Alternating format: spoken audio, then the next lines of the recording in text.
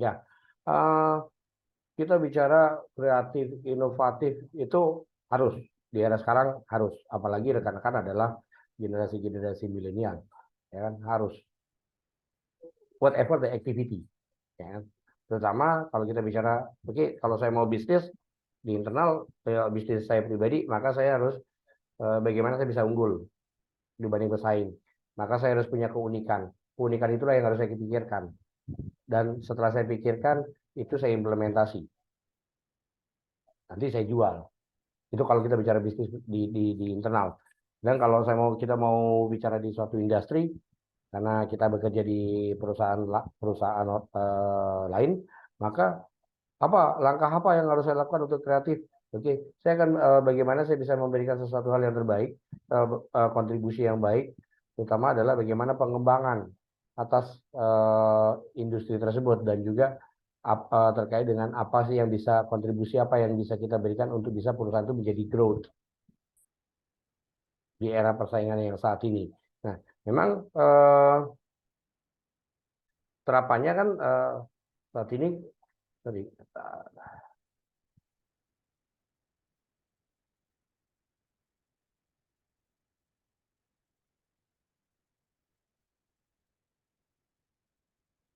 bagaimana sih sekarang dengan di era digital ini, maka kan kita harus beradaptasi nih. Kita harus beradaptasi dengan teknologi untuk kita kombinasikan dengan suatu bisnis, dengan suatu proses, dengan suatu sistem di mana di situ ada pengembangan.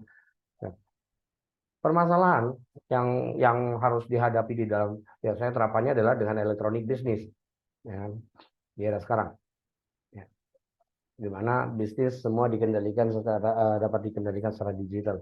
Nah, permasalahannya adalah perusahaan harus menyiapkan atau kita sendiri kalau kita punya bisnis, saya harus nyiapin infrastrukturnya harus saya siapin.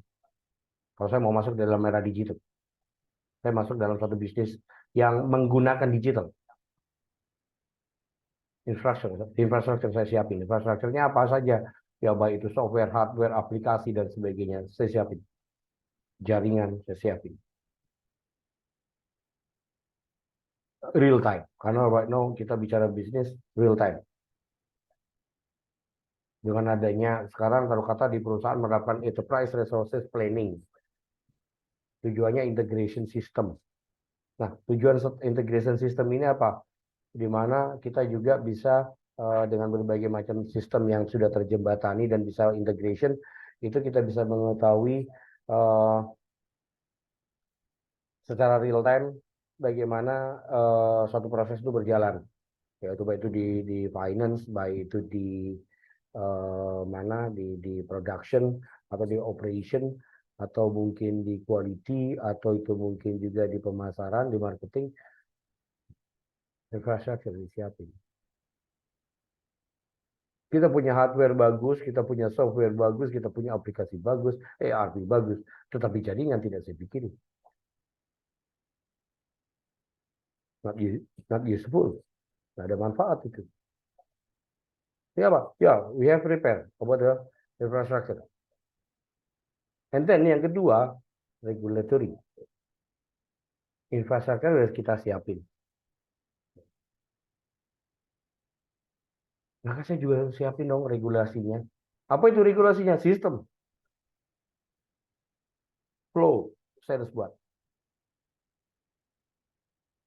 Terus kata nih, kalau pemasaran, oke, kalau saya mau pemasaran tuh gimana? Oke, based on-nya adalah uh, pemasaran itu kan based on-nya DPO, purchase order from the customer. Nah, sekarang itu PO kan berarti dari internal. Apa dasarnya PO? Pasti based on-nya adalah inquiry, penawaran. Nah, itu akan kita kembangin inquiry. Dari inquiry masuk ke customer akan ya ada negotiate di situ, muncullah purchase order. Terus purchase order, bagaimana marketing akan memerintah internal dengan sales order. Sales order ini akan masuk ke proses ke finished good item warehouse jika melalui finance approval. How about the piutang, bagaimana dengan hutangnya, dengan piutangnya bagaimana, sistem pembayar, record pembayarannya bagaimana, customer ini penjualannya berapa, dia berapa banyak dia pengambilan per month, berapa ini, semua. Jika oke, approve, masuk ke finish good item. Finish good item, prepare. Jika ada stok di situ. Jika nggak ada, masuk ke work in process. Work in process bagaimana? Oke, buat masuk work in process nggak ready. Ambil di we have prepare from the raw material warehouse. Bahan baku apa saja yang kita butuhin. Oke, masuk ya ke work in process lagi. Masak jadi finish good item. Masuk keluar. Terus raw material, bagaimana itu warehouse-nya? Oh, regulasinya based on-nya adalah apakah dia job order ataukah mass product. Kalau mass product saya harus prepare nih. Oke, berapa stok minimum? Terus kemudian sistem pengeluarannya bagaimana? First in first out atau last in first out?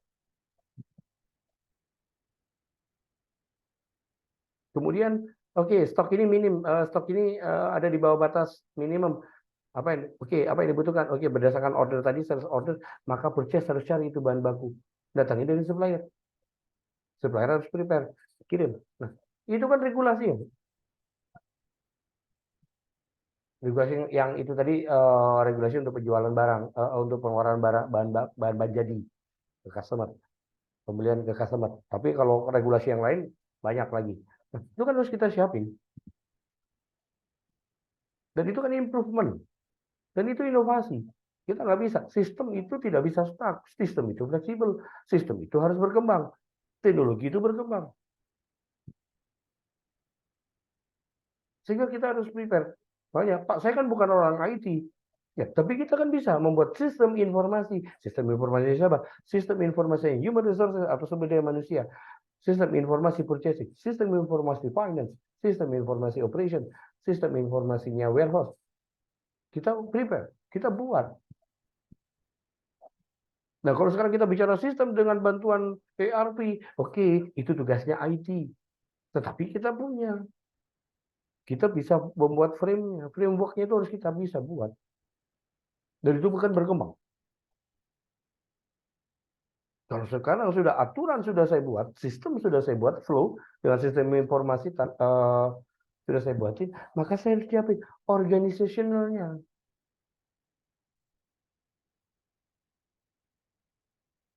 Siapa jadi leader atau saya bilang siapa manajer, siapa deputy manager, siapa kalau saya bicara di departemen ya with the name, with the jabatan juga apa saja itu supervisor sampai sampai yang administration dan seterusnya. Karena nanti kita bicara sistem.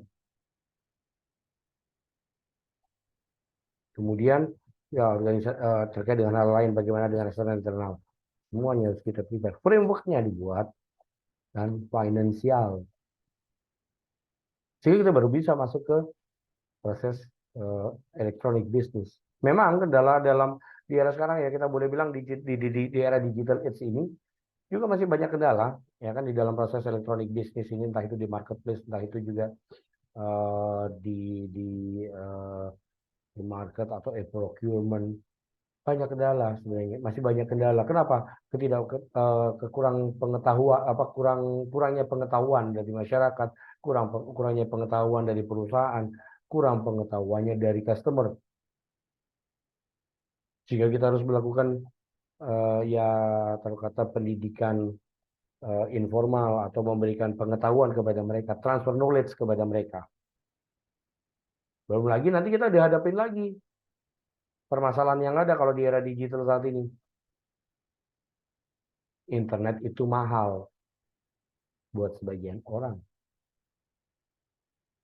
Nah, itu kan bagaimana kita mengimplementasikan itu, bagaimana kita bisa berpikir secara inovasi. Saya mau seperti yang mungkin saya sampaikan sebelumnya, bagaimana saya memperkenalkan perusahaan. Kan saya harus mendesain, saya harus membuat draft. Oh, Pak, pakai sekarang itu pakai company profile. Ya, kalau company profile di era sekarang tidak semua orang tahu. Gimana caranya? Saya harus buat web. Atau kalau nggak web, kalau yang sederhana, bisnis sederhana, saya pakai blog. Saya buat itu mulai dari introduction-nya. Saya pengenalan secara overview perusahaan. Nanti setelah itu saya detailkan perusahaan itu bergerak di bidang apa, perizinannya bagaimana, kemudian yang di link satunya, di hyperlink yang satunya, nanti di situ terkait dengan produk-produk apa saja yang dijual, work experience-nya apa. Saya masuk lagi nanti di hyperlink selanjutnya eh, terkait dengan produk-produk apa terkait dengan organisasional dan seterusnya. Tinggal bagaimana saya akan mengembangkan itu. Sama juga Anda kan bisa bisa jadi Anda mau berbisnis, Anda mau berbisnis nggak seperti yang saya sampaikan, tinggal buat aja picture minimal saya buat aja take the picture dan saya akan kasih informasi komplit detail dari situ dan tidak dan di situ saya akan memunculkan ketertarikannya si konsumen untuk membeli produk saya. Dan saya submit itu dengan digital marketing, dengan sosial media, dengan short video dan sebagainya. Saya buat. Nah, di era digital age saat ini. Nah, kenapa sekarang juga? Bagaimana saya juga harus menghadapi adanya e-business ini? Ada pendorong customer expectation. Customer itu pinginnya sekarang buat one stop service, nggak mau ribet. Apalagi generasi milenial dengan berbagai macam pengetahuan, teknologi dan sebagainya, dengan sistem berbayarnya cashless. Saya mau berbelanja, saya akan pindahkan mall ke dalam bentuk digital. Ya, dengan marketplace, yaitu Shopee, Lazada, dan sebagainya. Saya buat mall, saya pindah mallnya dalam bentuk virtual.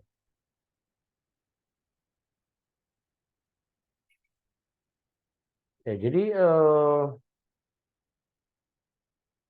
kita kan memenuhi di era sekarang ini kan bagaimana kita memenuhi sebagai kata kita sebagai pebisnis memenuhi customer oriented, apa yang diinginkan, apa yang dimaui dan apa yang dibutuhkan oleh customer. Saya harus bisa berikan itu. Kemudian kompetitif, regulasi dan juga faktor teknologi, perubahan teknologi saat ini.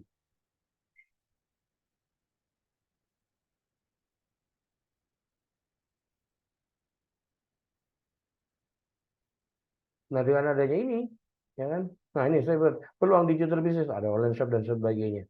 Oke, saya lewat dulu. Nah, di sini kan kita juga harus berpikir nih, bagaimana di era sekarang, ya kan? Saya harus memiliki suatu mendesain pola berpikir saya untuk inovatif tadi. Apa yang harus saya lakukan?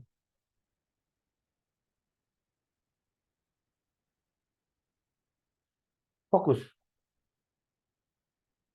pada human dan kebutuhannya. Customer oriented. Kalau saya boleh bilang, saya simpelkan customer oriented. Apa yang diinginkan, apa yang dimaui, dan apa yang dibutuhkan oleh customer, itu saya penuhi. How? Saya akan jalankan market survey. Supaya saya tahu apa yang dimau, apa yang diinginkan, apa yang dimau, dan apa yang dibutuhkan oleh customer, dan berapa pendapatannya mereka, dan berapa kekuatannya mereka untuk mendapatkan produk tersebut. Fokus pada human dan kebutuhan. Jadi, kita mau bisnis, ya seperti apa? Bisnis ini saya buat bagaimana saya juga harus memikirkan bahwa customer itu pinginnya simple. Customer itu nggak mau ribet. Contoh, saya buat aja dalam konteks realitasnya. Highway, ya di situ segitu panjang jalan tol, ya. Ada peluang bisnis di situ. Apa? Penyedia layanan melihat peluang bisnis, memberikan tempat beristirahat kepada pengemudi dan penumpangnya. Make the rest area. Make the rest area ini apa saja? Dulu mungkin hanya ya orang ya bukan bisnis, dianggap bukan suatu bisnis yang akan menghasilkan pendapat keuntungan banyak. Tapi seiring dengan perkembangan, banyak yang menginginkan, banyak yang butuh, bahwa saya itu loh, saya mohon maaf, butuh makan. Saat saya beristirahat, saya bisa makan, saya bisa pilih makanan macam-macam. Saya punya pingin makanan yang memiliki kelas tertentu. Saya pingin minum, saya pingin kopi, saya pingin tempat ibadah, saya tempat yang lain, toilet dan sebagainya.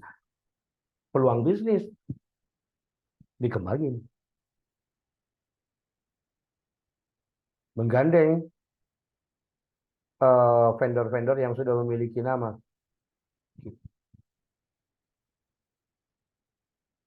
Kita bisa prepare. Oh, peak time di hari Sabtu Minggu atau Jumat Sabtu Minggu. Peak. Sehingga Pak, oh ya ini harus seperti ini. Saya harus prepare nih nanti terkait dengan ketersediaan dan sebagainya. Jadi fokus dulu, fokus pada kebutuhannya human dan uh, dan apa yang menjadi kebutuhannya dia. Kemudian uh, dapat dipertanyakan, ya kan, dan ditafsirkan secara berbeda. Jadi kreatif. Jadi sesuatu yang kita bisa, jadi kalau kita punya masalah berarti kita harus punya pertanyaan 1000 lebih pertanyaan apa sampai dengan kita sudah nggak punya pertanyaan. Jadi kalau kita bisa melihat suatu fenomena masalah, maka kita akan berpikir apa dan apa dan semuanya itu, sehingga nantinya proses penyelesaian masalah atas hal tersebut kita akan bisa, dan alternatif penyelesaian masalahnya juga ada. Kemudian aturan untuk mendesain ulang.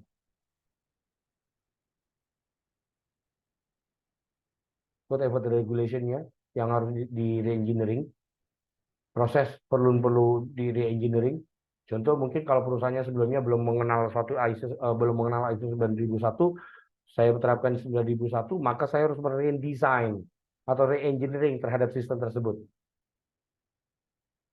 Saya harus mere-engineering bisnis tersebut. Nah ini kan sehingga di situ bagaimana juga eh, tidak sampai membatasi, tidak memberikan suatu hambatan ya, misalnya terkait dengan ya pola komunikasi dan sebagainya. Cuman ya kan, yang perlu diperhatikan juga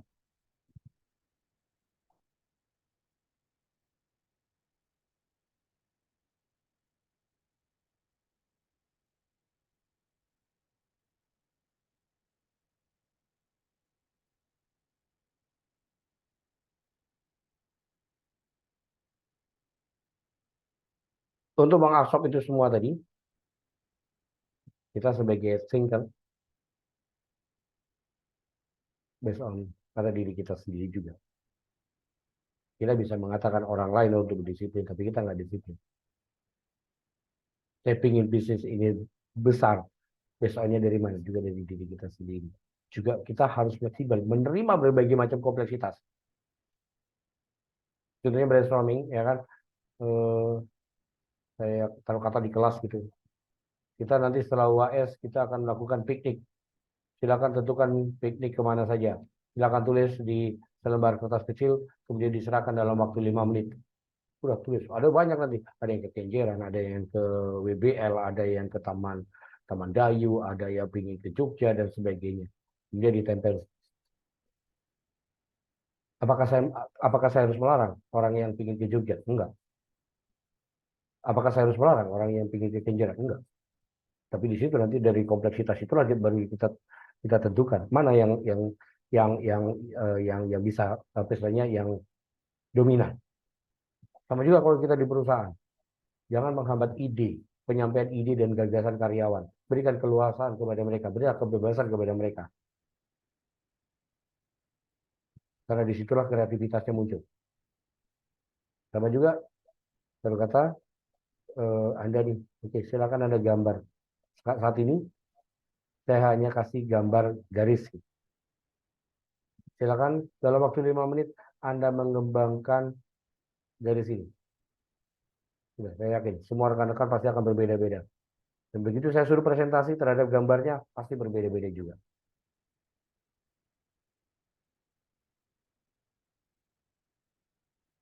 Belum lagi nanti berhadapan dengan budaya, belum lagi juga berhadapan dengan regulasi dan sebagainya. Jadi kompleksitas itu harus. Kemudian memvisualisasi dan menunjukkan. Jadi kan ide itu kan eh, merupakan desain itu kan apa istilahnya desain itu kan implementasi dari ide. Ide itu didapat dari merenung dan sebagainya. Kemudian saya harus idenya supaya sesuai apa? Saya berusaha merubah pola berpikir saya untuk melebur pada objek yang akan saya buat desainnya. Jadi kalau saya akan membuat customer oriented terhadap satu pakaian, maka saya harus pola berpikir saya adalah saya harus melebur sebagai customer. Bagaimana pakaian itu? Modelnya seperti apa? Tentunya ada market survei dan kita juga akan mengadop dengan apa yang tadi sudah kita menggabungkan itu. Dan setelah itu show, menunjukkan visualisasi.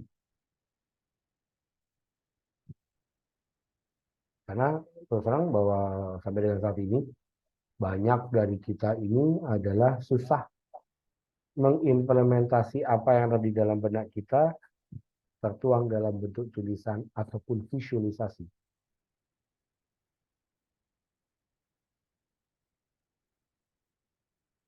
Contoh saja tadi saya berikan.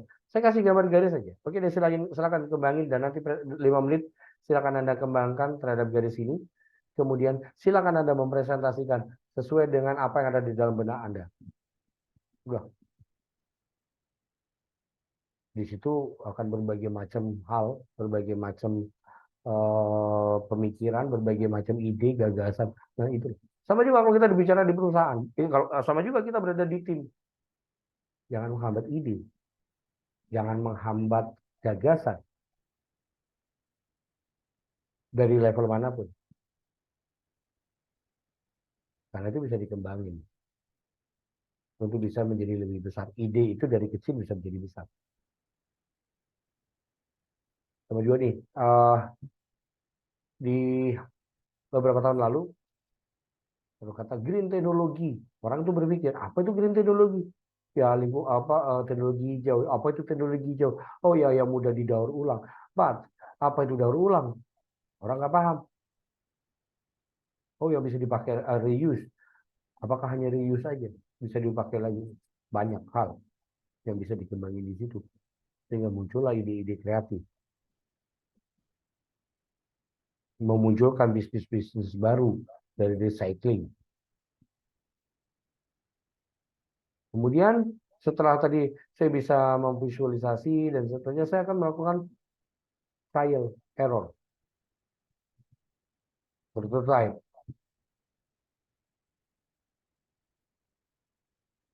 Semua produk yang dipasarkan oleh produsen, 100% saya yakin mereka sudah melalui proses trial and error dan validasi terhadap trial ataupun error tersebut. Karena dari trial error itulah diketahui atau bisa dievaluasi apakah sesuai dengan desain dan kemauannya, keinginannya si customer. Jika belum, maka dia harus kembangin. Dia harus revisi. Dia harus evaluasi. Sehingga nantinya sesuai dengan apa yang diinginkan, apa yang dimau, apa yang dibutuhkan oleh customer. Terutama adalah spesifikasinya. Kemudian fokus. Harus fokus pada audiens. Ya, fokus pada audiens siapa? Ya, pastinya adalah customer. Nah, itu yang harus kita kembangkan. Karena di era digital saat ini juga,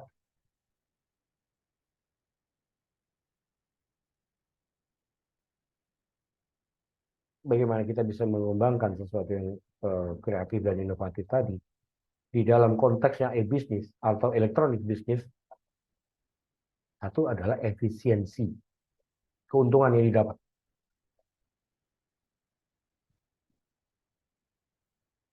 Kan saya boleh bilang nih, dari semua rekan-rekan yang ada di kelas ini, kalian semua ataupun saya punya toko.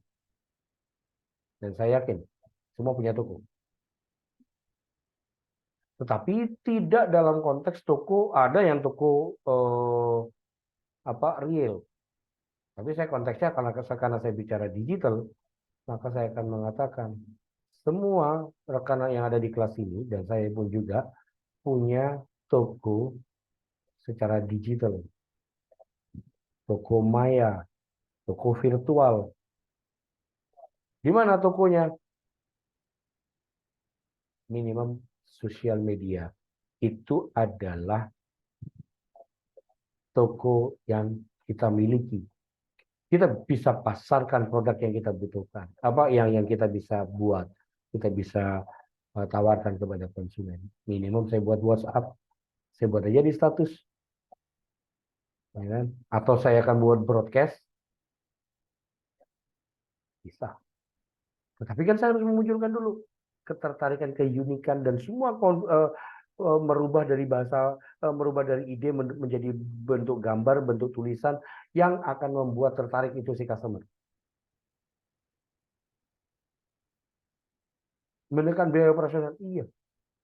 Saya nggak perlu kantor. Efisiensi. Kemudian efektif. Dapat dilakukan 24 hours. Anda bisa melakukan transaksi anytime.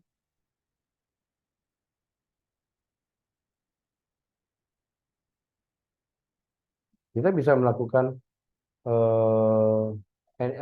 bisnis itu anytime.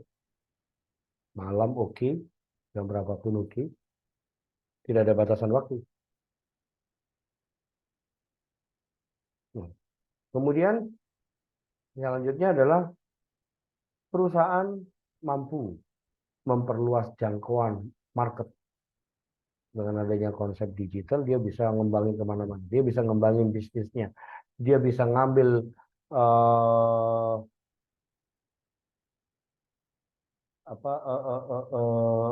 customer, dia bisa bisa memperluas pasar.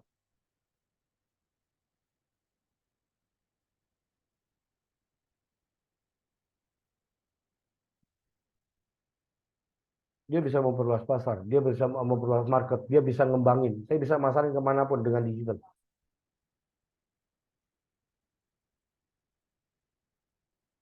Nggak ada hambatan. Karena saya boleh bilang, mungkin saya sampaikan, tidak ada batas negara di dalam konteks ekonomi. Tidak ada batas batas daerah dalam konteks ekonomi. Tapi kalau batas yuridisial ada. Sekian lintang utara, sekian lintang selatan, sekian bujur barat, sekian bujur timur. Itu ada. Tetapi dalam konteks ekonomi, ya, biar digital saat ini. Cuman memang permasalahannya banyak juga faktor negatif akibat dari kemajuan teknologi dengan konteks digital. Banyak ada cybercrime dan sebagainya.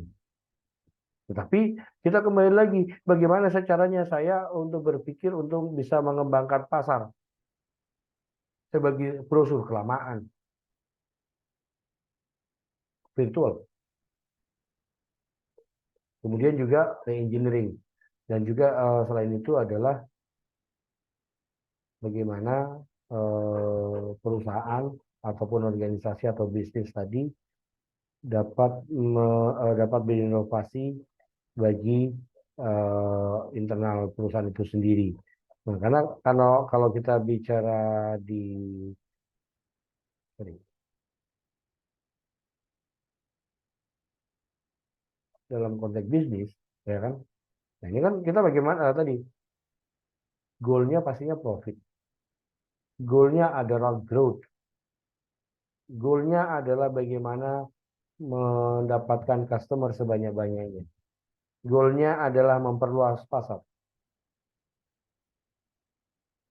Nah, tinggal kita bagaimana mengimplementasikan goal saya, tujuan saya. Nah, ada beberapa untuk bisa saya harus berpikir secara lebih mendalam. Bagaimana saya juga berpikir secara kreatif dan inovatif tadi. Ya, jadi caranya pertama yang setelah itu saya bicara di marketing. Bagaimana saya bisa memunculkan ide produk baru, bagaimana caranya memproduce produk baru, bagaimana saya memasarkan produk baru.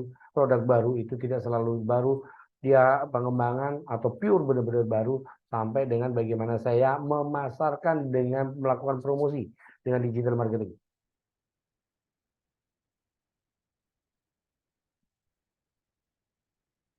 Kemudian juga saya juga harus berinovasi terkait dengan how about the target. Jangan sampai kalau kita bisnis, ya udah pokoknya saya jualan aja. Ya sama juga dengan pedagang, bukan bukan sebagai pebisnis. Yang penting untung. But how much we don't know. So forget it about the growth. Kita nggak tahu. Nah itu yang nggak boleh. Tapi terus make the planning, everything. Nah, sampai dengan nantinya kita juga akan bagaimana kita setelah kita punya produk baru, berarti saya juga harus berpikir bagaimana itu proses produk baru tersebut, bagaimana desainnya, kemudian juga bagaimana kita bisa mengatur scheduling, bagaimana kita berkata on time delivery.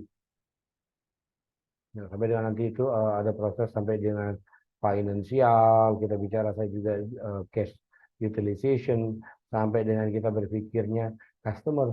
Customer kita jangan berpikir satisfaction. We need long time. Seperti yang saya sampaikan.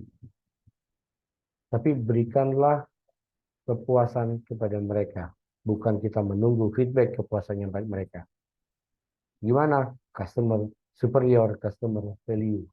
Memberikan nilai lebih daripada harapannya mereka. Baik itu dari harga, baik itu quality.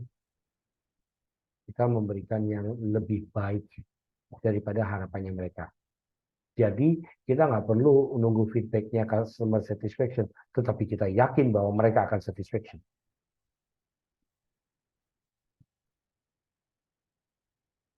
Kemudian juga bagaimana kita merespon, bagaimana after sale service. Itu kan di dalam konteksnya bisnis ya, untuk bisa bisa untuk mendapatkan keuntungan di era saat ini. Ya memang ada hal yang penting.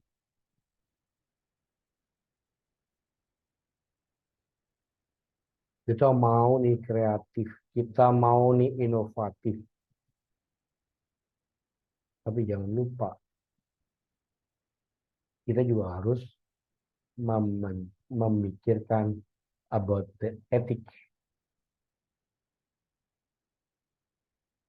Kita harus berpikir etika. Plagiarisme, nggak ada boleh. Meniru. Kecuali ada izin. Kecuali itu nanti ada pemanufakturan kontrak. Kecuali itu nanti franchise, kalau kita bicara bisnis. Atau di situ secara totally manufacture. Nah, itu kan ada regulasinya. Ada patennya. Belum lagi nanti kita juga harus menghormati hak-hak intelektual.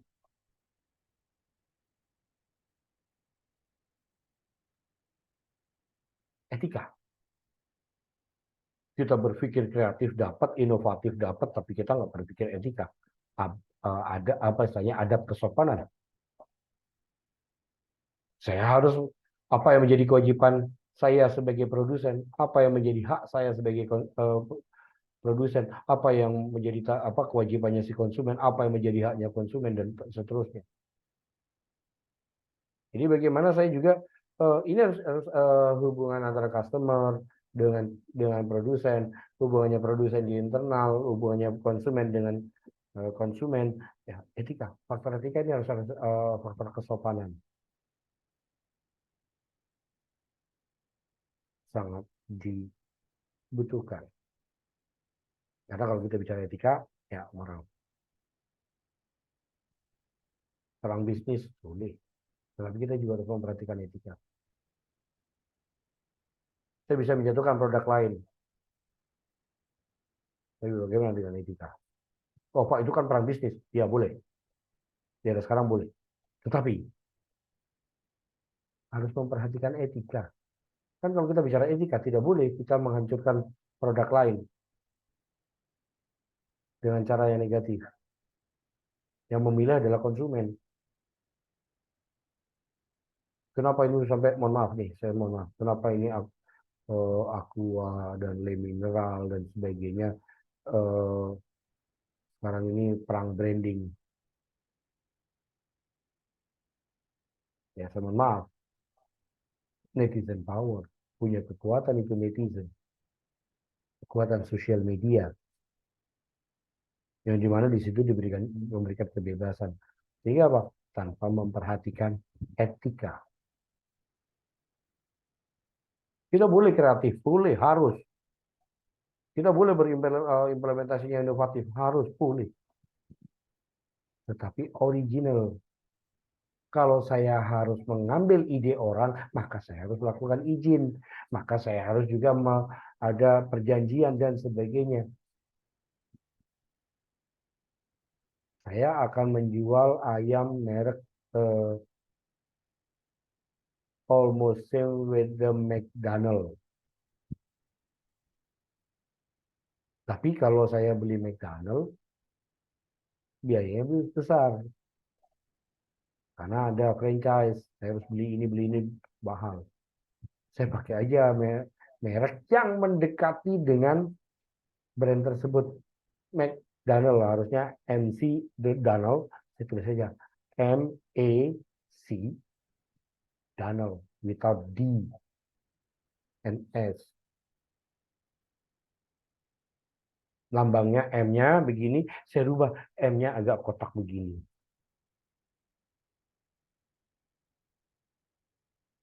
Mendekati plagiasi, mendekati meniru. Kan kita harus berpikir secara etika. Jadi kita juga harus memikirkan bagaimana konteks etika kita harus berjalan tanpa harus menghancurkan produk lain dengan cara yang tidak sehat. Biarin tuh customer yang memilih. Dikait-kaitkan, kenapa jangan pakai produk ini karena ini, produk ini karena ini, produk ini karena ini. Oh gitu.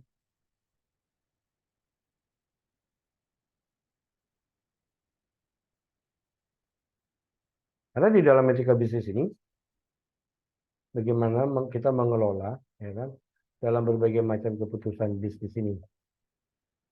Ya. Kenapa itu bisnis penting? Etika bisnis memiliki kekuatan besar dalam masyarakat, memiliki potensi memberikan kontribusi besar kepada masyarakat. Malpraktek bisnis berpotensi menimbulkan kerugian yang sangat besar secara individu, komunitas, dan lingkungan. Efek dari etika.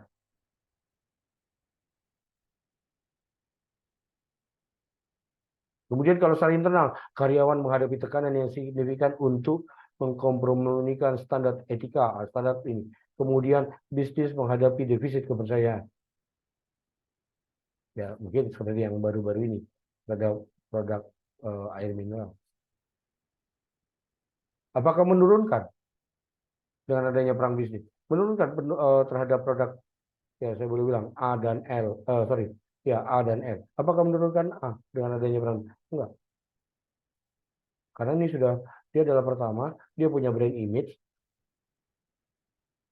Bagi sebagian, mungkin kalau di segmen orang ya, segmen konsumen yang mengenal terhadap mungkin ya standar kesehatan, apa standar-standar tertentu, dia akan care. Oke, saya nggak ngambil ini, saya pakai yang lain.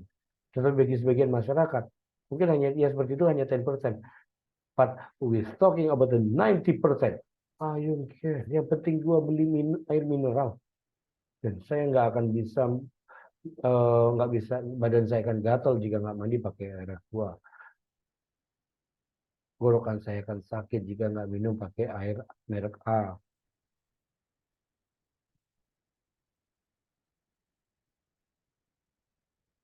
Netizen power yang membuat ya istilahnya ya ini oke deh digede semakin besar semakin besar semakin besar. Tetapi kalau kita bicara brand image, kepercayaan, maka sudah customer nggak akan bisa beralih ke tempat lain dalam untuk terutama di segmen-segmen tertentu. Dia akan tetap di situ.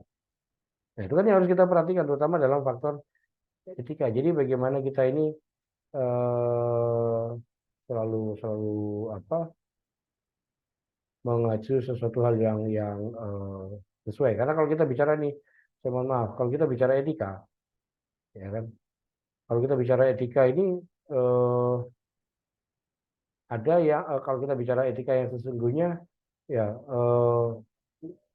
benar ya benar, salah ya salah. Itu etika. Kalau kita bicara kaitannya, benar-benar salah-salah.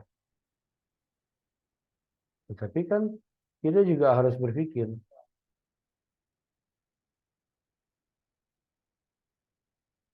apakah salah itu selamanya salah? Bisa jadi salah itu dibenarkan dengan pengecualian. Saya boleh bilang, saya mohon maaf nih. Saya mohon maaf. Contohnya mungkin negatif, tapi itu bisa sebagai pendekatan. Kalau kita bicara etika, membunuh orang itu salah.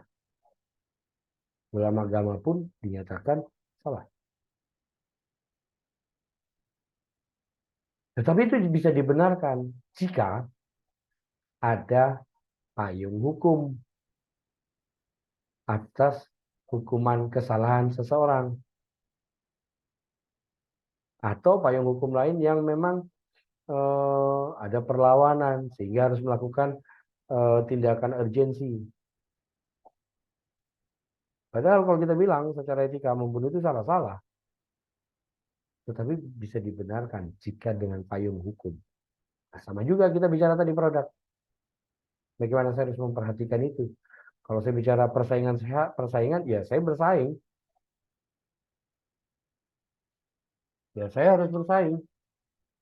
Tentunya kalau saya bersaing, ya oke, ya benar apa saya bersaing ini apa namanya saya jual produk ini, ya saya kan bagaimana saya mendapatkan customer, bagaimana saya akan mengembangkan produk saya, bagaimana saya tidak menghancurkan pasarnya produk lain.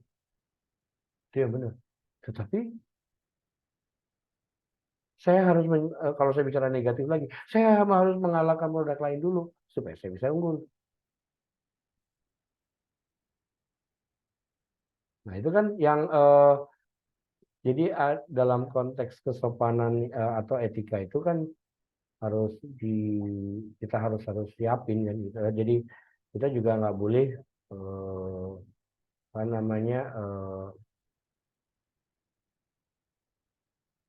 apa kita bisnis ini ya udah deh pokoknya barang gue yang paling bagus. Jadi,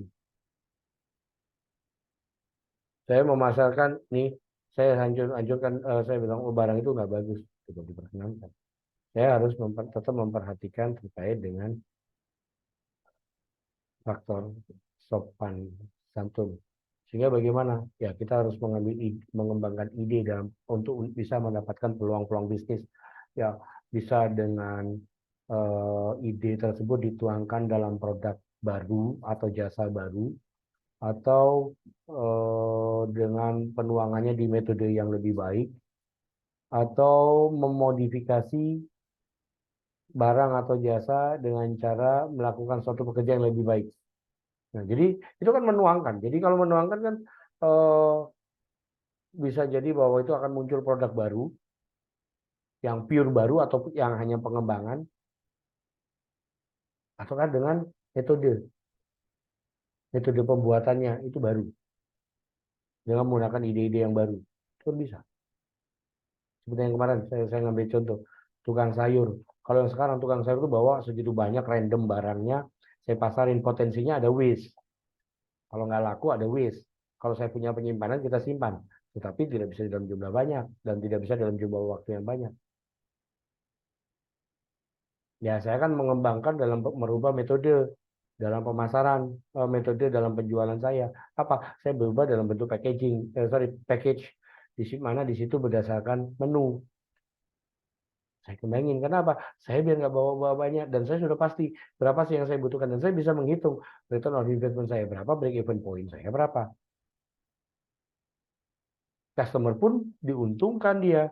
Dia tidak perlu berpikir, oh saya harus nanti masak itu harus beli ini, beli ini, beli. Ada lupa, satu bumbu lupa, nggak jadi itu masakan. Tapi ini, oke, karena ada inovasi produk dan jasa untuk jual sayur based on the menu yang saya broadcast, maka saya nggak perlu modal yang banyak untuk saya buat random. Saya mungkin hanya penyimpan yang harus saya simpan, mungkin juga nggak banyak produk bahan bakunya, mungkin hanya sebagian untuk proses lebih cepat. Saya tidak perlu menumpuk 2 kali. Nah, itu kan metode yang harus yang bisa kita kembangin atau memasarkan. Saya menggunakan metodenya digital marketing. Itu kan juga, atau saya mau menggunakan augmented reality.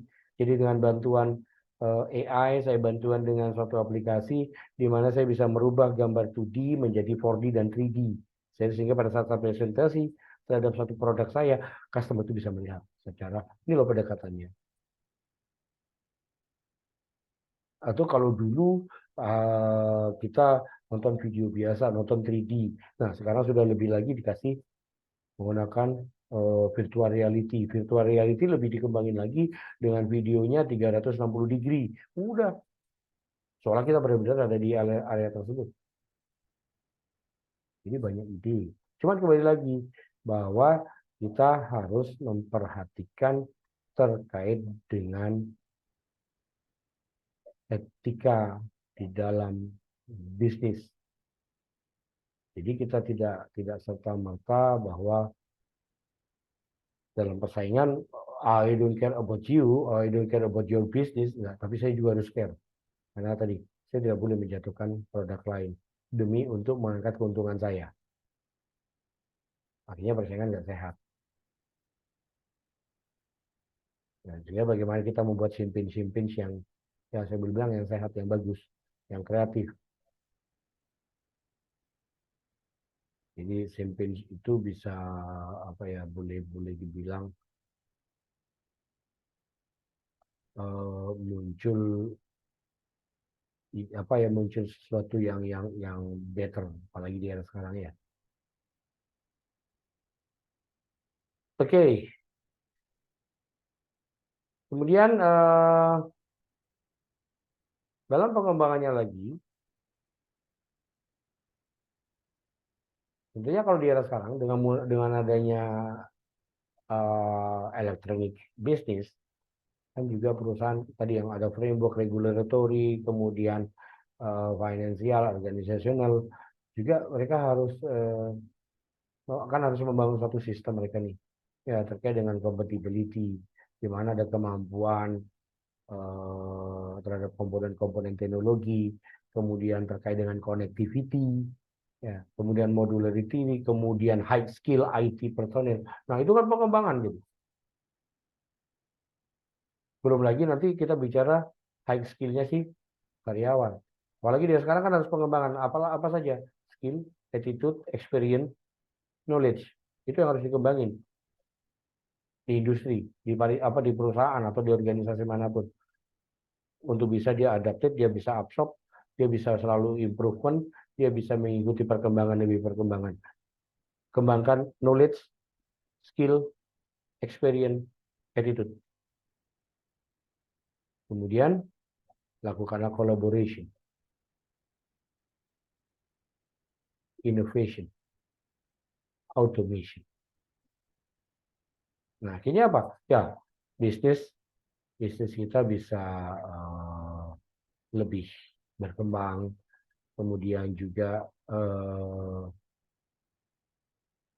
kita bisa bersaing, ya, kita bisa bersaing. Ya, karena kalau kita bicara juga di era sekarang, saya juga harus memperhatikan faktor lingkungan. Lingkungan kan nggak hanya lingkungan fisik, lingkungan elektronik pun ada, electronic environment, di mana di situ pemanfaatan teknologi informasi dalam bentuk elektronik untuk menyampaikan, mengenalkan, mengajak masyarakat luas untuk memahami lingkungan dan sekitarnya, untuk dijaga dan dilestarikan. Itu kan electronic environment. Ya, jadi saya juga harus berpikir tuh terkait dengan sosialnya, terkait dengan legal, ekonomi, politik, dan teknologi. Jadi bagaimana itu bisa Saat ini e-commerce itu bisa hijau efeknya, ya dengan adanya e-commerce itu efeknya adalah green. Saya belum green teknologi, tapi green environment. Dengan adanya e-commerce, dengan adanya marketplace, jumlah kendaraan yang beredar lebih sedikit, lebih reduce. Karena orang belanja ke sana, orang belanja sudah pakai online. Orang mau ini pakai online, perusahaannya pun sudah online dan sebagainya. Kemudian dengan adanya e-commerce, yang pasti adalah mengarah kepada proses digital juga reduce lebih, bukan menghilangkan tetapi mereduce terkait dengan waste. Ya, karena ya kita kembali lagi pada green, ya dengan adanya green teknologi ya di era saat ini. Karena kalau kita bicara di era saat ini, ya pastinya bagaimana perusahaan itu bisa beradaptasi, terutama di era sekarang adalah dengan adanya disruption teknologi, ya, sehingga nantinya membawa disruptive innovation, di mana proses sebuah perusahaan kecil dengan sumber daya yang sedikit bisa bersaing dengan perusahaan besar. Nah, itu adalah kita bicara disruptive innovation. Dan itulah yang harus Anda lakukan. Kecil bukan berarti tidak bisa bersaing dengan perusahaan-perusahaan yang besar. UKM bukan berarti dia tidak bisa bersaing di pasar internasional. Tinggal bagaimana pengelolaan dan bagaimana pemanajemen mereka. Sehingga mereka bisa memiliki keunggulan kompetitif. Oke. Any question maybe? Oke.